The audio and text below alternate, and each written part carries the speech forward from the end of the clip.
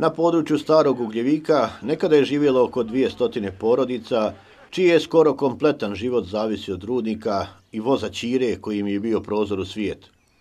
Na području Starog Ugljevika još uvijek živi nekoliko porodica koje su tu ostale jer nemaju gdje da odu, a oni koji su pak otišli iz ovog mjesta svake godine organizuju tradicionalnu manifestaciju Dani Starog Ugljevika gdje oživljavaju uspomene na ovo mjesto koje je svima njima ostalo u sjećanju kao jedan od najljepših perioda u njihovom životu.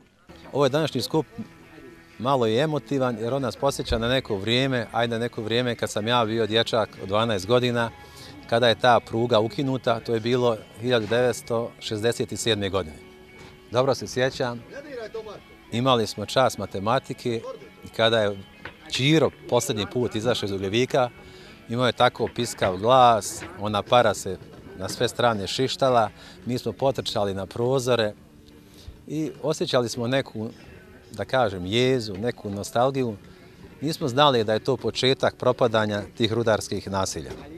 Mi smo voljeli Ćiru zato što je on u Ugljevik dovozio našu rodbinu, prijatelje, dovozio je razne robe, dovozio je poštu, a ta pošta ima neku simboliku, jer u to doba s poštom su dolazile razglednice, nije bilo mobilnih telefona, nije bilo interneta, dolazile su razglednice, dopisnice, paketi, pisma i tu smo se mi okupljali i dobijali smo neke informacije iz prve ruke od svojih najbližih.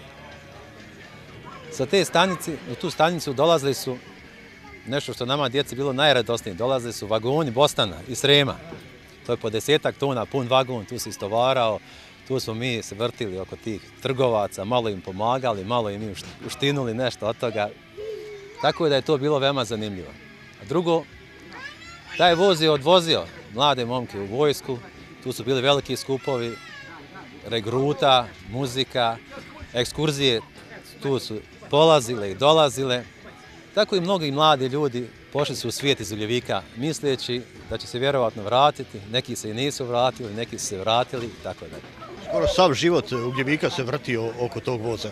Pa sav život u koloni se vrtio oko tog voza i oko tog rudnika. To je bilo jedno blisko vezano, jedno s drugim, sve to u jednom krugu. Ugljevik imao 3-4 ulice, on se zvao kolona BB, jer nije bilo brojeva.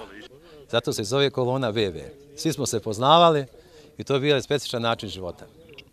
Ove godine na željezničkoj stanici 19. mjesto koje je bilo okupljalište i polazna stanica stanovnika Starog Ugljevika za sve destinacije postavljena je spomen ploča koja evocira uspomene na taj period i na 26. maj 1979. godine, dan kada je Ćiro posljednji put krenuo sa ove stanice.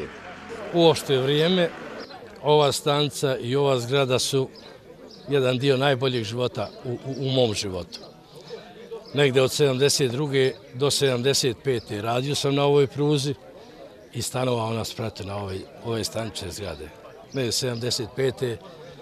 Usled ekonomske situacije otišao sam u Tuzlu i radio tada do 92. i to je to. Koliko puta je dnevno ovdje prolazio voz? Pa u redu vožnje bilo je 6 pari vozova. Od Bijeljne do Bosanske mezgraje to je 12 vozova. Sa vremenom vožnje od Bijeljne do mezgraje u dužini od 35 km oko 110 minuta. Normalno sada sa zadržavanjem u Peckoj na namirivanju vode za lokomotivu. Što je dosta građana u putnički saobraćaj bio? Bio je intenzivan saobraćaj putnički, naročito pazarnim danima. Bilo je situacija kada nisu mogli da sjedu u 4-5 ovih putničkih vagona, pa su sjedali i u otvorene vagone. Pruga je napravljena 1916. godine, znači u vrijeme Prvog svjetskog rata i to je ona faza rata kada je Austro-Ugarska ovladala prostorom cijelog Balkana, kada je zauzela Srbiju i kada je to inkorporirala u te južnoslovenske Austro-Ugarske provincije i smatrala da će taj poredak ostati, da kažemo, vječno. Izgradili su prugu kojom se ugalj iz rudnika Ugljevik prodavao, znači za parne brodove najviše, do luke Rača. Vi znate, tada je bila nekoliko hotela, nekoliko zanatskih radionica i tako dalje u Rači, preko Bijeljine. Prugu su radili, što je zanimljivo, rijetko ko zna, u stvari zarobljenici, vojnici zarobljenici, znači ruskih armija i jedna manja italijanska jedinica i njihovo groblje tih umrlih vojnika nalazi se u Rači upravo.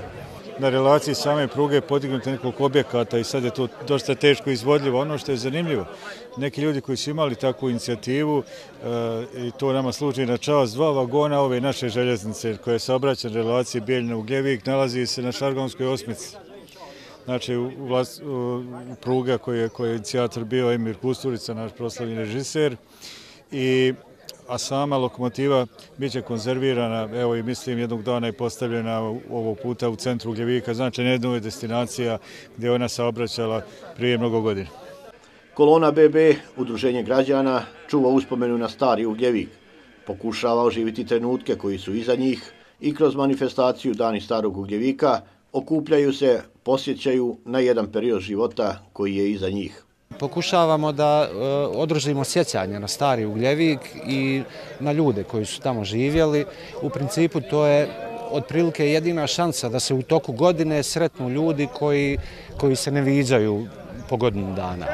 Mi kad smo bili mali, naše majke i očevi nas puste iz kuće i nemaju blage veze gdje smo cijeli dan i ručamo kod neke komšinice, večeramo negdje, ne pitaju se gdje smo, hoće li nas ko otet, hoćemo se negdje izgubiti. Dakle, družili smo se po cijeli dan u starom Ugljeviku gore i nismo imali apsolutno nikakvih problema. Svi smo bili recimo kao jedna velika porodica, kao što mi pokušavamo danas da napravimo također u novom Ugljeviku. Na starom igralištu fudbalskog kluba Rudar okupili su se stanovnici starog Ugljevika, mjesto koje danas skoro da i ne postoji. Izložbom fotografija iz tog perioda još jednom su evocirane uspomene na to vrijeme, ljude, događaje. Prepoznata su neka lica na fotografijama koja su skoro svi zaboravili. Oživjela sjećanje na događaje iz tog perioda i vratilo vrijeme života starog Ugljevika. Moj djed kad se naljuti pa kaže gdje sam došao na posljednju stanicu. A ja sam pisao jednu pjesmu Djedu iz Hercegovine pa ću vam reći jedan stih. Težak život, mnogo djece, a i male te nadnice, a ja mislim da si ostao zbog rakije šljivovice. Djed je bio rudarski radnik, volio je popiti i oni su svu svoju muku i onaj težak život zaljevali sa tom rakijom, misle da će ta muka da im prođe. A drugo, jednoj pjesmi o Čiri, reću vam, taj Čiro je prolazio u Ugljevik pored Ružića rampe, pa je prolazio pored naše škole i pekare, a to je Darko dobro znao i on je tu odrastao i tu se miješao miris i pekare i miris dima.